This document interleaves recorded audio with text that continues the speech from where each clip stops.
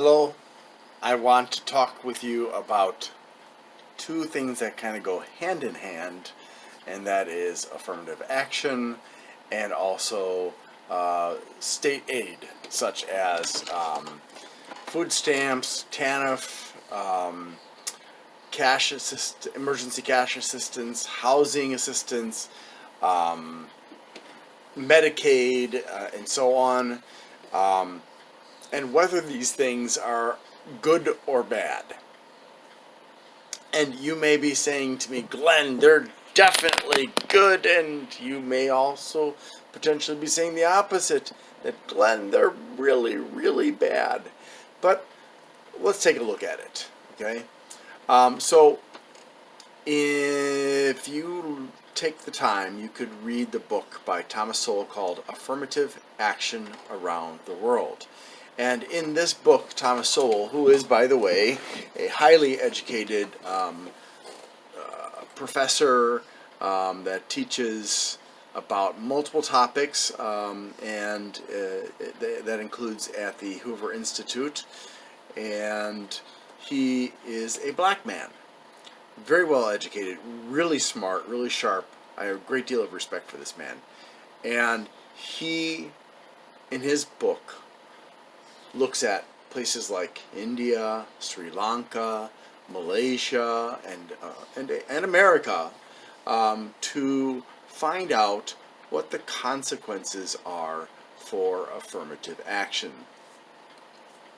And what he discovered is that, and I haven't read the book, I'm going off of an interview between him and the host of Uncommon Knowledge that's produced by the Hoover Institute.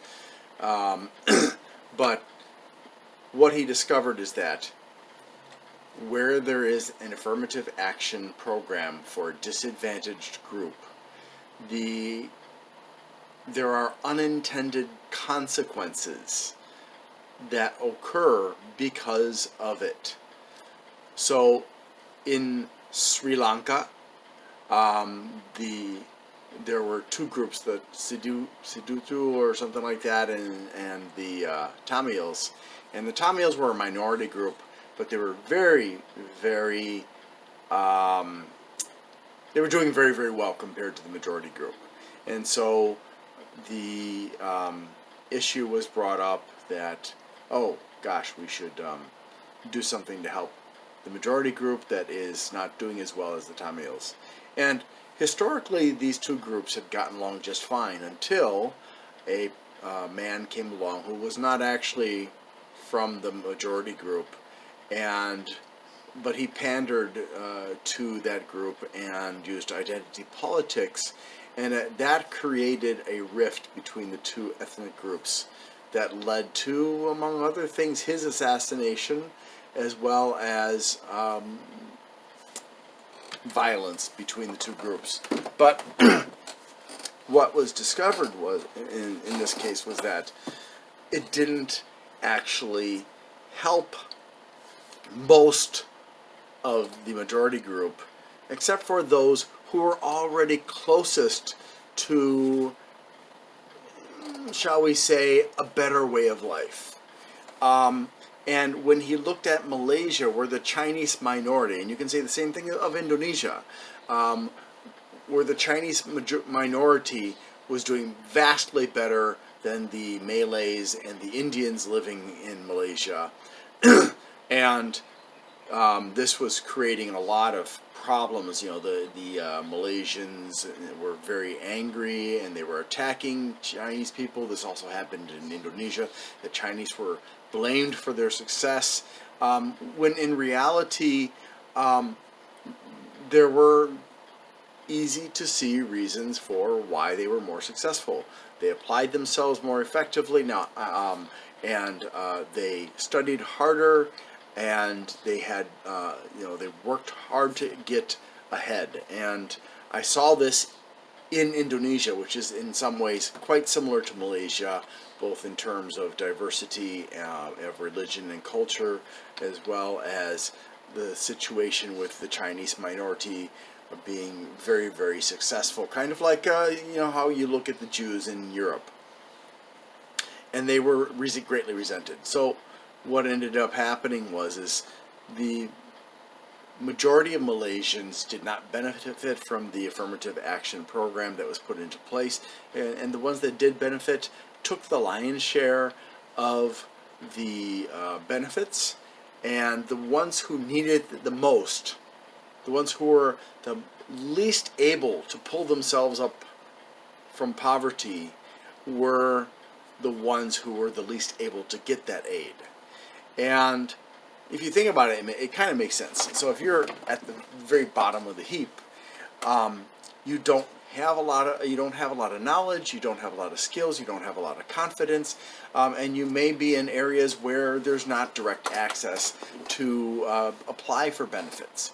And he also looked at India. India had one of the first affirmative action programs in the world, and it was for the untouchable caste, which was like this group of people who were given the absolute worst jobs. They were considered unclean. They were treated as bad as the American slaves and Arabian slaves, if not worse. And when the affirmative action program was created by the government to help the untouchables, because of a very long history of abuse of that group of people, what ended up, and it still happens, by the way, what ended up happening is that the majority of the untouchables were unable to benefit from those from the program, and the ones that were able to benefit were those who were already in a more advantageous position than the rest of the untouchables. Now, if you look at America, Native Americans have had these programs for longer than the blacks. And if you look at the consequences, there were very few positive consequences for many of these Native Americans.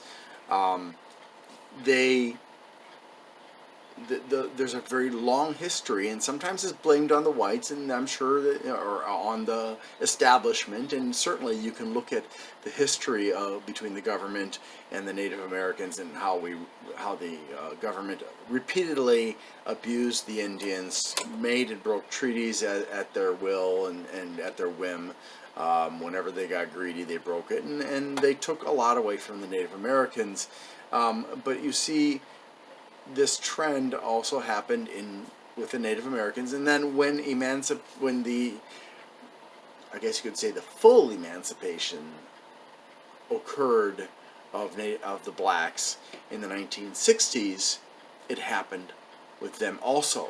And he's able to quote statistics showing that the rate of improvement in black lives and the rate of was higher than after affirmative action started, with Lyndon Johnson signing the act in the 60s, and the rate of unemployment was lower, and there were more unified families, and so on and so forth. Now, is this necessarily because of affirmative action, or were there other factors at play? He doesn't, in the interview, it wasn't addressed.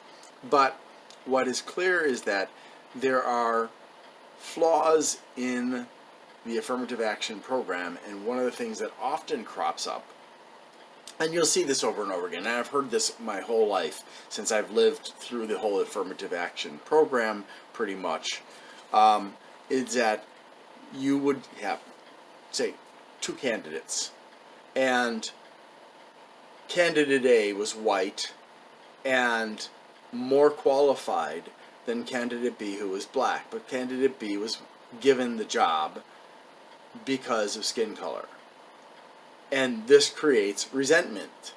But the thing of it is you can replace the word black with hillbilly, and the same thing happened.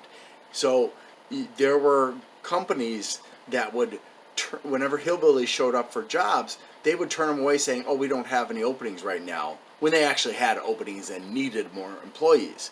And this is more about the apparent culture that the person is coming from, how well do they speak? How, do they speak like I do, or do they have one of those accents that suggests that they may be from a culture of where there's a poor work ethic, or a culture of crime, or a culture of poor education. There are assumptions made based on the way you speak. So there's a lot more complexity to it than was covered in the interview, and I don't have access to the book at this time.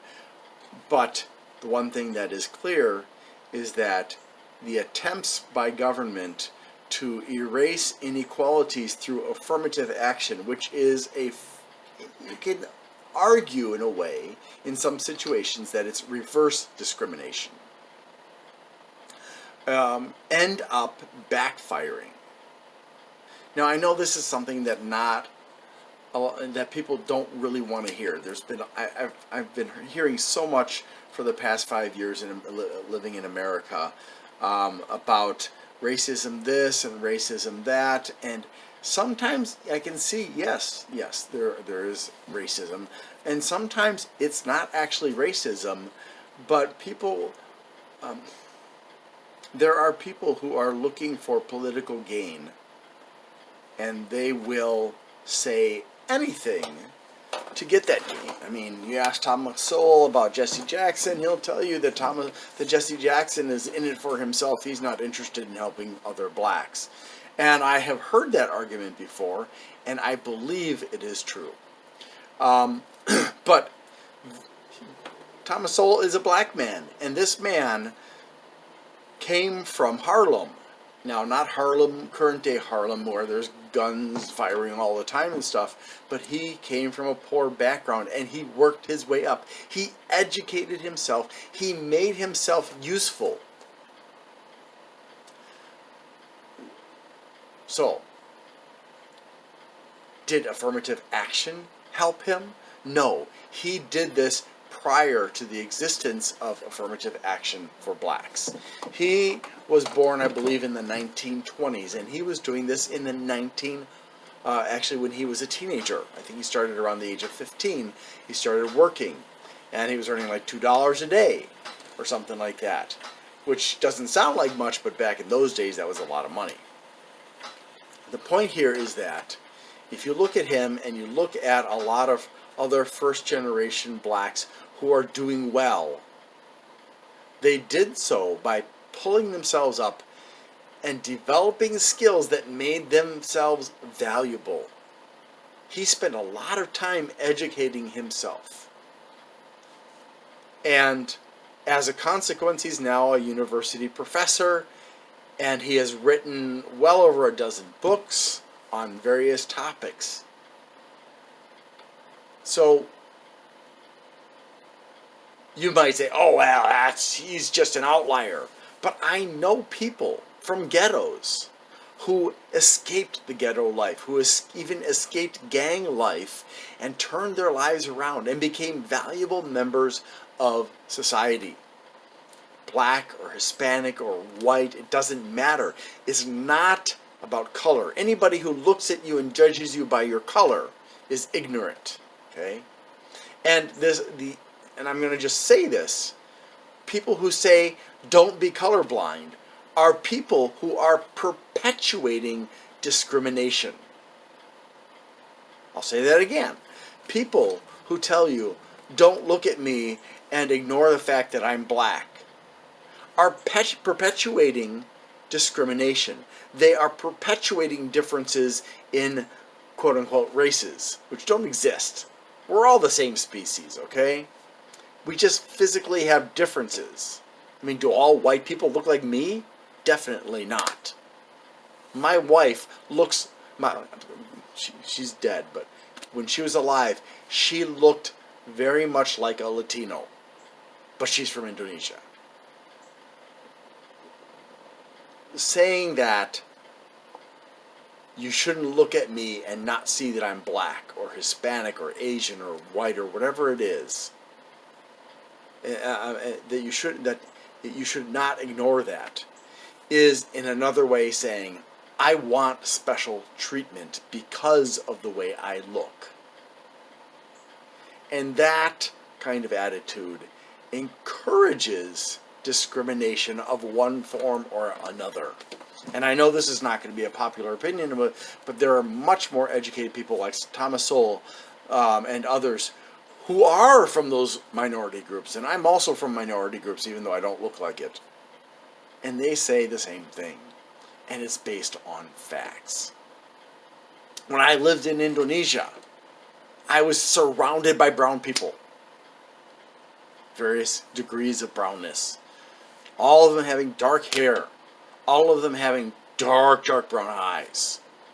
All of them looking either like Latinos or Filipinos or other types of Asians, like Chinese or something else.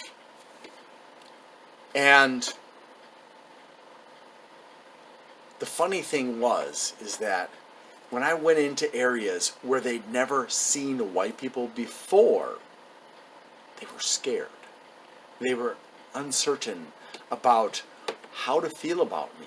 Now, part of this is because of the 3.5 centuries of Dutch occupation of the majority of the country, along with the Portuguese in certain areas and stuff. But that was a long time ago.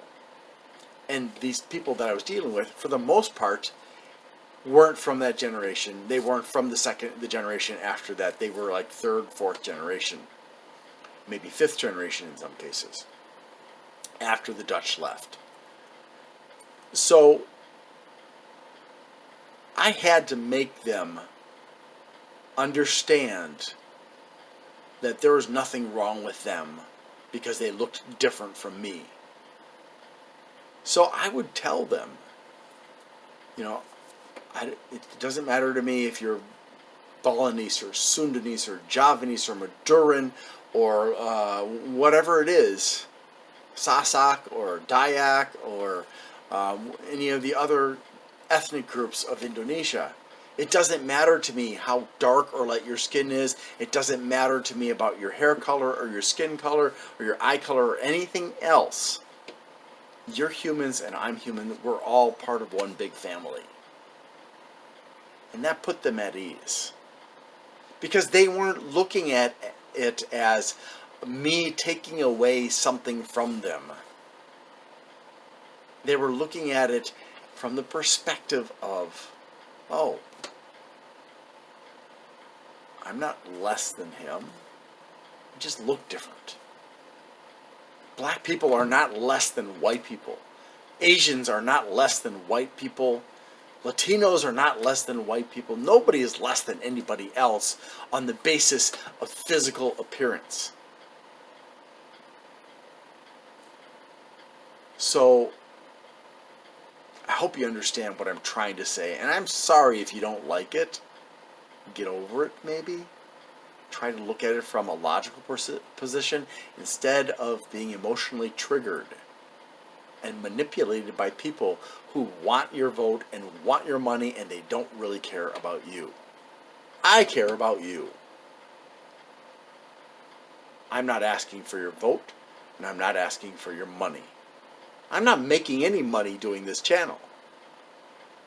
It costs me time, it costs me money that I could be doing other things with. I could be spending time with my kids, I could be playing video games, I could be doing sports, I could be working a second job. My motivation is to help you. That's why I do videos like this. So, let's now take a look at the so-called welfare state. And you're going to think, okay, it's got to be like affirmative action. It is, and it isn't. The welfare state, be it financial support or food support or medical support, becomes a problem when you look at it as a lifetime benefit that you deserve automatically with no effort on your part to rise up above your limitations, your challenges, and then from there it becomes generational. When you have generation after generation after generation of people of any ethnic background who come to rely on this welfare support, you take something away from yourself. You take away from yourself the desire to better yourself, to learn new skills, to learn new knowledge, to improve yourself as a person. And you start looking at it as you're entitled to this stuff. Instead of looking at it as, okay, I need it right now, but I'm going to work hard, I'm going to get myself educated, I'm going to get off of this. I'm going to become a better person. So when it becomes a lifestyle is when it's a problem. Now, most of my life, I never used SNAP, or TANF, or Medicaid, or that other stuff. It's only since I came back from Indonesia and I had a lot of struggles that I had to deal with. Being a single father, having lost my wife to cancer, struggling with PTSD and depression, it was a lot for me, and it was a lot for my kids. And there is another barrier that is created by the welfare state, and that is what's called the cliff effect. If government policy is designed in such a way that you reach a certain level and suddenly, a certain level of financial stability, and suddenly the rug is pulled out from under you in terms of the support you get. Suddenly you go from like 30% support to zero just because you cross a theoretical line in terms of how much money you're earning. You go from having this much money plus the support keeping you going to this much money and no support. And that really damages a lot of people because they end up in a worse position than they were when they had that support and slightly less money. Now, if you get enough money, you don't need that support anymore because your income replaces the support you lost. But a lot of people don't make that big of a jump in the, to fill that gap. A lot of people don't earn enough to do that. I'm currently stuck in that trap. And it's been hard for me to get out of it. And so it isn't that I don't want to get out of it, but it's just been challenging for me to be able to get work that provides me with enough money to take care of my kids and myself without having to worry about the rug being pulled out from under me. Because in Ohio, they have a law that produces the cliff effect. It basically disincentivizes people from getting off of the welfare state. I'm not saying I'm disincentivized. I'm just saying I am trapped in a situation where if I get a little bit more money, suddenly the rug gets pulled out from under me and I'm in a worse state than I was when I had less money coming in. Even though I'm earning more money, it's not enough. So, at the same time, I have to say that when I came back to the U.S. and I got the food stamps and I got the Medicaid and I got the financial cash assistance, it was a blessing. I desperately needed it. My kids and I would have been probably homeless and in horrible circumstances now if it had not been for the availability of that support in Wisconsin and now in Ohio. And I'm incredibly grateful for that. But my story is different from people who are generational in terms of the welfare state, because they don't look at it the way I look at it. They don't look at it as a temporary thing to help you get back on your feet. They look at it as a lifestyle that they want to take advantage of. And in fact, if you look at the Department of Workforce Development, when I was in Wisconsin, I learned from my case manager, because of my mental health issues, that I qualified for help from the Department of Workforce Development.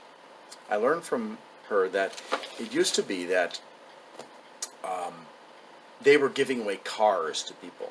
And what was happening is you were getting different kinds of people coming into the department with different motivations. Some of them were really just looking to help people get them back on their feet and become being productive members of society. But some of them were getting into it because they just wanted to milk the system for their friends and family. Some of them were very much bleeding hearts, and they felt, well, everything I can give them, I will give them. So people who didn't need cars were being given very, nice, not very nice cars, but nice cars, and all kinds of support that was well beyond what they really needed. And the department actually had to clean up the system, and they kicked out a bunch of people who were abusing the system, and it became a lot tighter. The consequence was those many years of abuse by certain people resulted in it being tightened up to the point where, it was hard to get certain kinds of assistance from the Department of Workforce Development. If you want a better life for yourself, if you want a better life for your family, stop passing on the legends of the past as being the present. Stop teaching your children to be fearful or hateful of other groups of people. You're not helping yourself, you're not helping them. And definitely don't pass on these myths that aren't even based in fact. And I'll give one example. The harvesting of melanin from the human body.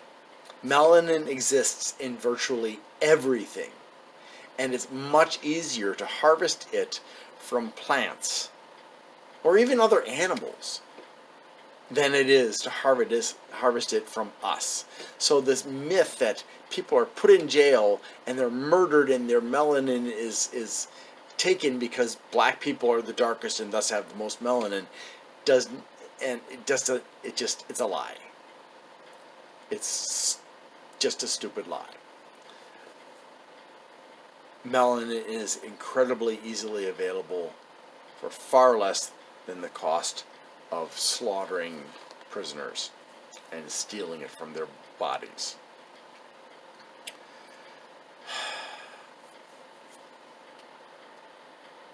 So, if you want a better life, don't teach kids, your kids or other kids, to be fearful of the police, to be fearful of whites, to be fearful of other groups, or to hate them.